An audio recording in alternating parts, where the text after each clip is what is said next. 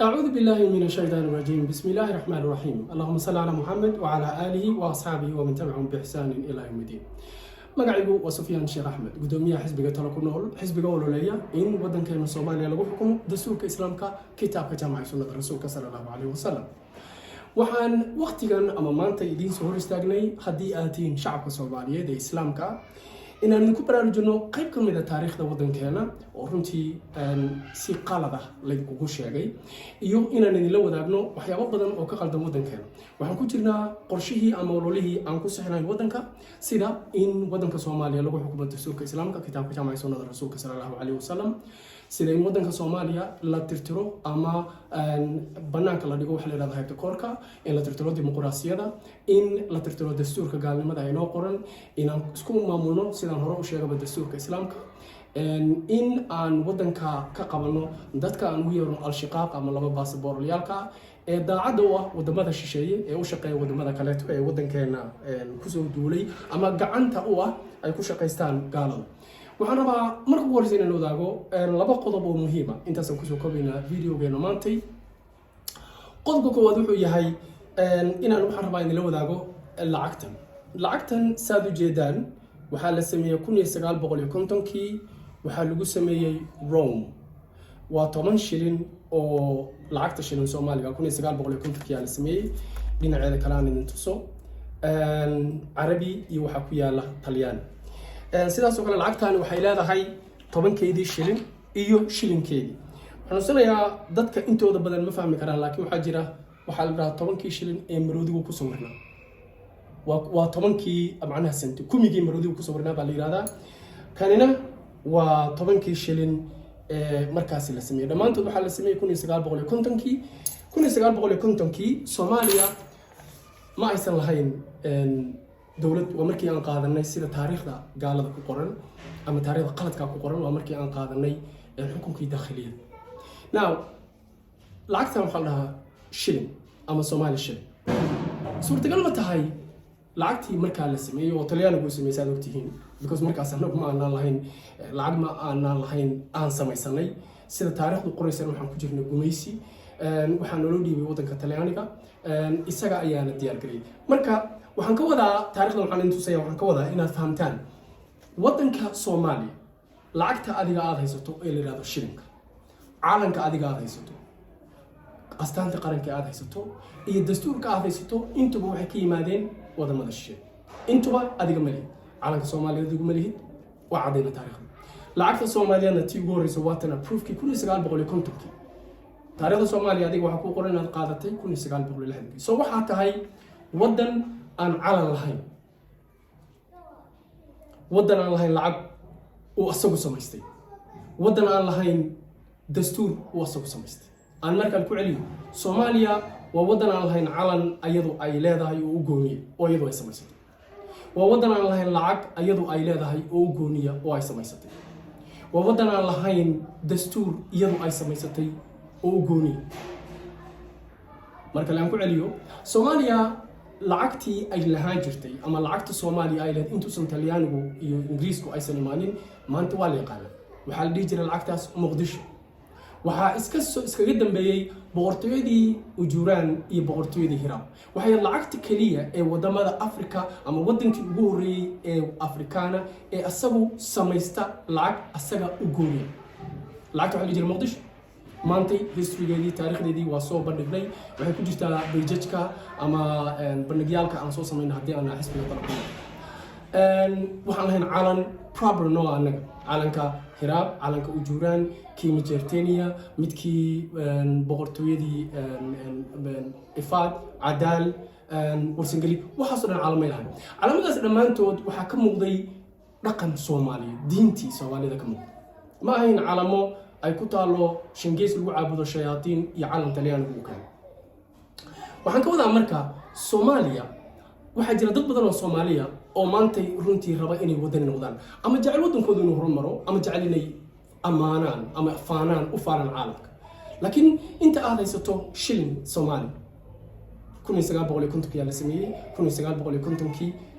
lacagteeni waa la burburiyey. Muqdisho meesha laga saaray lacagtii ahayd waxaa lagu sameeyey shilin. lacagta magaca shilling waa magac ka yimid English Germanic English language ka yimid luqadda Germanka iyo Englishka marka la isku daro ayuu shilin ka yimid ilaa hadda isticmaalaan halkaas uu ka yimid waxa kula haysta East Africa oo dhan wadamadii Ingiriiska uu gumaystay sida Kenya sida Tanzania iyo wadamo kale oo fara badan now lacagta adiga marka mali ko maliyid calanka horaan u caday labo maliyid dastuurka ku qoran waa midkii yahuudigii gaalka ahaa ee talyaaniga ah uu qoray waxa marka isweydiintu ay tahay haddii aad tahay Soomaali maxaa kugu kalifaya in adigoo la awoodda aad ku samaysto lacag adoo la awoodda calan aad ku samaysatid adoo la awoodda dastuurkaaga Ilaahay ku siiyo samaawiga oo ku yaala aad ku qaadatid maxaa kugu kalifaya inaad gaal dabada ka leefto maxaa kugu kalifaya mutaqaarna sababta keenaysa in aad runtii ka daba dhaxlayso gaal oo aad amaanto wixii uu ku sameeyay anigu haddaan xisbiga tala ku noolnahay sababta waan naqaanaa waxaan jecelahay haddii aan la yiraahdo inaan la wadaagno shacabka Soomaaliyeed laakiin idinkaan idin deynina haddii aan la yiraahdo inaad raadisaan aad fahamtaan taas xagga sama gudbayna waxaan kaloo rabaa maanta inaan ku daro dad badan oo Soomaaliya waxay u dabaaldegaan maalmaha xorriyadda waxa la yiraahdo waxay kaloo taalooyin maanta u dhisan tahay haweeney la yiraahdo Xaawo Taako iyo nin la yiraahdo Dhagax Tuur ninka qaawo waxaan rabaa Soomaaliya xusuusiyo xorriyad anagu haddaan xisbiga tan ku noolnahay ma aaminsanin in la gumaysto Soomaaliya sababta aan u aaminsanin waa sida number 1 1885 markii Europeanku ay go'aansadeen inay Afrika qaybsadaan Soomaaliya waxaa la kala siiyay Faransiiska Talyaaniga iyo Ingiriiska way yimaadeen dagaal ay galeen inay wadanka qabsadaan isagoo dagaalkii socdo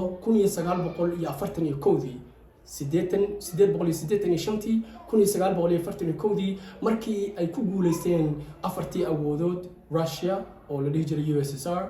United States of America Britain and France four powers markii ku guuleysteen dagaalkii labada adduunka waxay go'aansadeen 1941 khaasatan Roosevelt oo ahaa markaas madaxweynaha Mareykanka iyo Churchill oo ahaa Prime Ministerka UK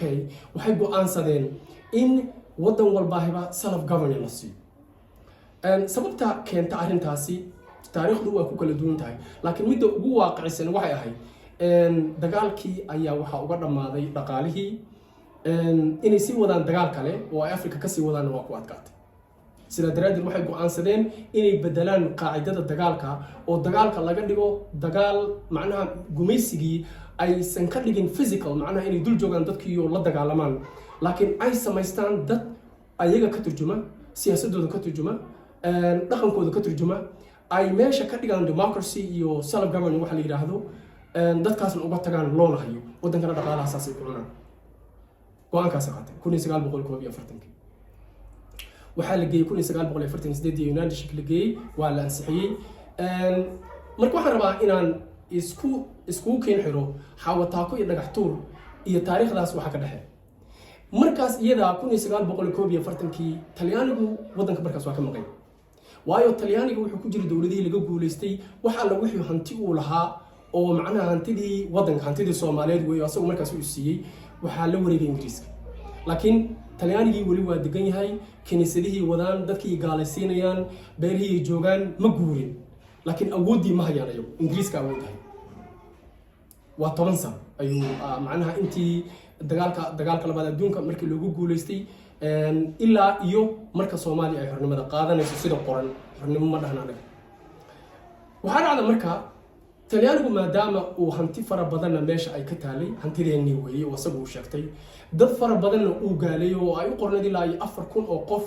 oo uu ku gaaleeyay kiniisadihii ku yaalay kala duwanaa wadanka ku yaalay ku gaaleeyay Talyaanigu wuxuu qaramada midoobay hortooda uga dooday maadaama wadan European uu yahay in ay ku fiican tahay in asaga loo daayo meesha la yiraahdo Soomaaliya waayo maadaama qaacidadooda kore ay ahayd in European westernization waxa la yiraahdo ama fikirka westernka iyo dimuqraasiyada iyo diimahooda in la qaato maadaama ay ahayd qaacidadooda guud ay wateen oo heshiis ku ahaayeen wuxuu Talyaanigu ku andacooday aniga ugu roon anay luqadeedii yaqaanaan aniga hal ii daayo aniga guul fiican ka keeni karo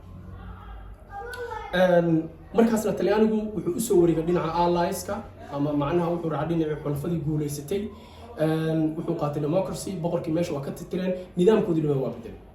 waa lagu kalsoon yahay markaas okay talyaanigu marka ingiriiska waa diiday wuxuu yiri meeshaan aniga saddex qaybood oo ka mid ah Soomaaliya haystaa markaas wuxuu u jeedaa Djibouti meesha la yiraahdo Soomaali Ethiopia Soomaali Kenya iyo meesha la yiraahdo Somaliland waa sidii qaybtu markaas ay ahayd aniga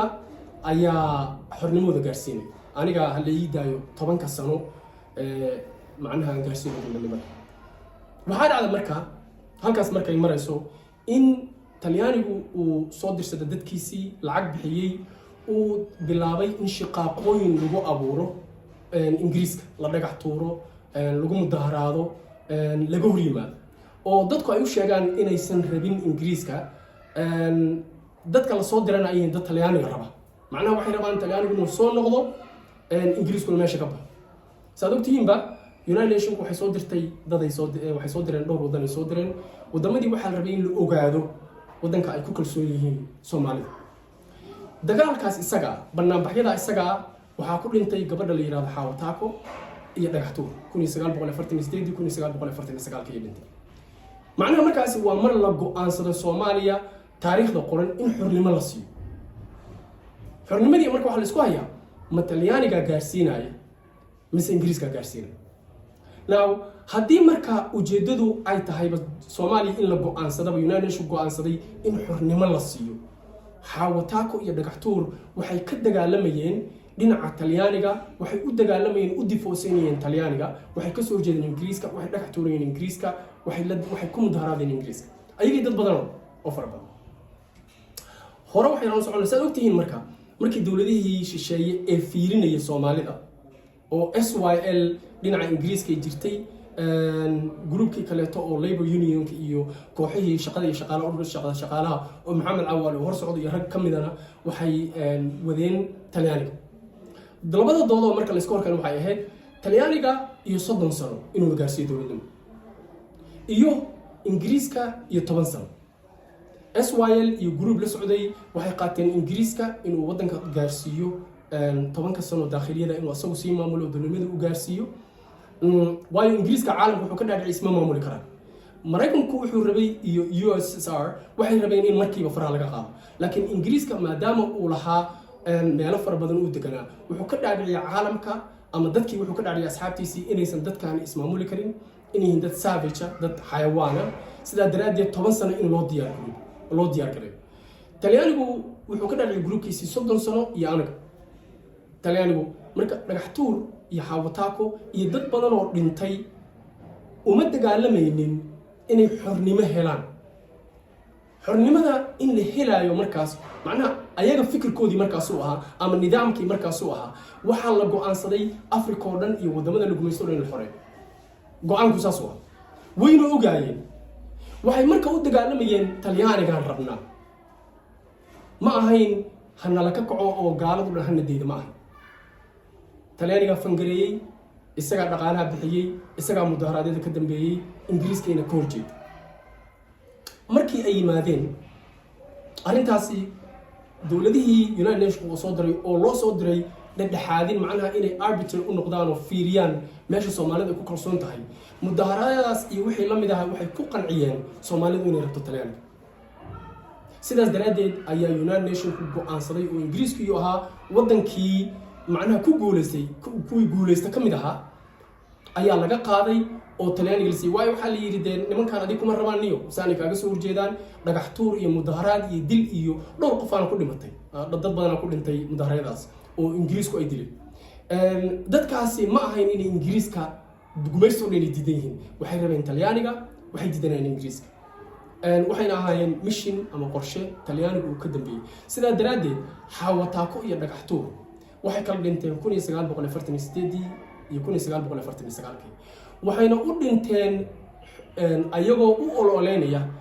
talyaanigu in uu sii maamulo wadanka 30 sanona uu maamulo saas u dhintay uma dhiman in ay Soomaaliya xoreeyaan Soomaaliya markaas xornimo in la qaadanayo qof walba ogaa caalamka dhan ka dhaarasay lama dhigi karo marka geesiyaal geesiyaal way lama dhihi karo waa halyaay lama dhihi karo xornimo u dagaalama lama dhihi karo waa fake xaawataako iyo dhagaxtuur waa fake waxaana buunbuuniyey oo halkaa geeyey talyaaniga maadaama isaga inuu waddanka haysto ay u dhinteen ayna ka soo horjeedeen ingiriiska waxaa halkaa geeyo ninkaa qaawan iyo naagtaa qaawan inoo saara taalooyinka waa gumaystihii talyaaniga waa European-ka talyaaniga abaalgudayna u ahay macnaha wuxuu rabay inuu tusiyo dadkii asaga u dagaalamay oo asaga soo dhaweeyey oo raba 30 sano waddanka inuu sii joogo oo qorshahoodu ahaa 1980 inaan xornimo qaadan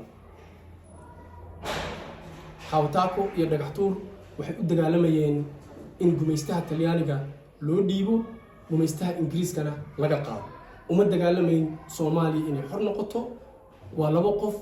oo aan waddanka u dagaalamin waa laba qof oo caawinaya talyaaniga waa laba qof oo fake ah ma aha geesiyaal umana dagaalamin xornimo Soomaaliya waxaan rabaa inaad taariikhdaas qofkii macnaha arintaasi ay runtii ka yaabiso taariikhda baar 1941 la go'aansaday Afrika oo dhan ama waddan kasta oo caalamka joogan xornimo la gaarsiiyo nidaamkii xornimada lagu gaarsiin lahaa arintaas waxaa la saxiixay oo United Nations oo laga dhaadhiciyay 1948 xaawataako waxay dhimatay 1948 1949 kiina waxaa dhintay dhagaxtuur su-aasha markaad is weydiinayso haddaad dood ka qabto fikirka reer tala ku nool haddii aan nahay aan idiin soo jeedinay waxaad baartaa taariikhda baar waddanka Soomaaliya 1950 kiina waxaa loo dhiibay talyaaniga waxaa lagu heshiiyey in talyaanigu uu gaarsiiyo xornimo macnaha 10 sano inuu sii maamulo that is why aad u jeedo inay lacagta u sameeyeen sidoo kale calanka u sameeyeen sidoo kale dastuurka u sameeyeen marka maantay haddii aad Soomaali tahay oo aad Islaam tahay oo aad waddankaaga jeceshahay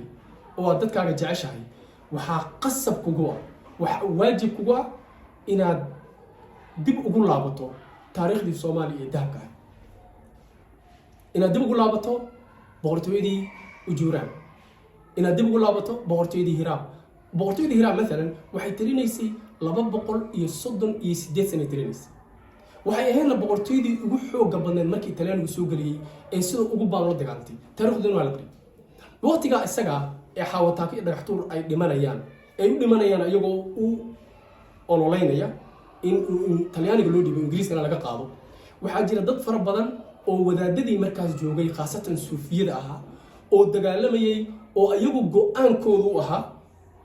in gumaysto dhan la saaro dadka mudan taariikhda waa dadkaas waa la qariyay laakiin taariikhdoodii waxba ka maqan waxaa lagu sheegay lagu soo saaray nin inaaqaawan oo u dhintay talyaaniga daraadiis Soomaali daraadina ma sabab waxaan jeclahay in aad ka faa'iideysataan waxaan jeclahay inaad la share gareysaan dadka qofkii su'aalka qaba anaga diyaaran banaanka joognaa waana kala doodi karaa laakiin waxaan rabaa inaad ku fiirisaan il macaan macnaheedu wax weynaadan haddii macnaha qof jaahil oo wax baariga tahay ha iska cararin baar وما سنتين والسلام عليكم ورحمة الله وبركاته.